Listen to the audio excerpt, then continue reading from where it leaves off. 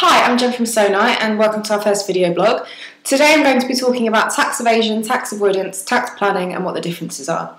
So there's been a lot in the press recently, and most notably is HSBC, who have recently been involved in tax evasion schemes, and also previously there have been quite high profile celebrities involved in tax avoidance schemes. So I'm going to be talking about the differences between the different types of schemes and what is and isn't illegal.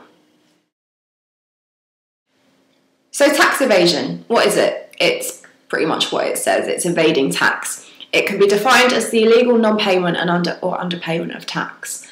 And this can relate to making false declarations or not declaring all the information required to calculate any taxes that may be due.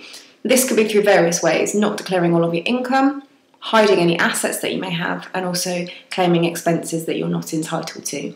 The result of which will incur large penalties and in some cases even criminal actions. An example of this recently would be HSBC telling their clients not to declare all of the assets that they had, and as a result of this the HMRC will miss out on millions of pounds of unpaid taxes. Okay, so we've heard about tax evasion, tax avoidance now, the main difference being that tax evasion is illegal and tax avoidance is legal. It's the legal method of reducing the amount of tax that a person or a company pays. And it allows you to minimise the amount of tax that you pay without deception, but within the laws and rules set by the government.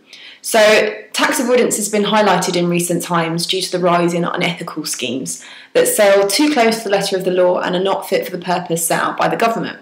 This has resulted in the HMRC having a huge crackdown on these schemes, as they are losing millions of pounds in unpaid tax. And as we've seen in the press, various celebrities have been caught up in such schemes.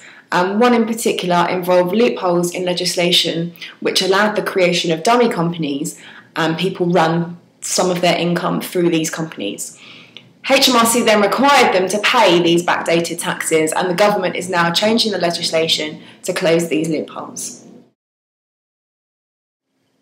So we've talked about tax evasion and tax avoidance, so finally tax planning, and it is completely legal. It is just what it says. It is planning for your tax. So it's paying minimal tax through legal avenues for the purpose of which they were intended by the government, and is not necessarily a sign of avoidance. Tax planning is important as it ensures that you're on the top of your tax liabilities and have monies available to pay the HMRC when payments are due. It is just a way of making sure that you or your business are tax efficient and can pay your taxes when they are due.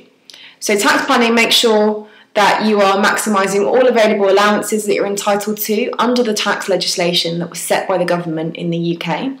So for example, claiming capital allowances on your business assets and setting up legitimate company pension schemes to ensure you're obtaining all of your tax reliefs.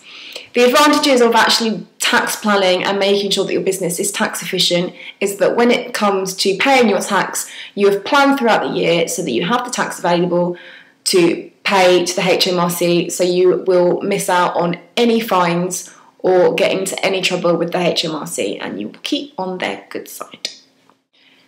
So that was just a quick overview from me on tax evasion, tax avoidance and tax planning. I hope you found it informative and interesting, and we will hopefully be back with some more video blogs soon. So thank you for listening. Bye.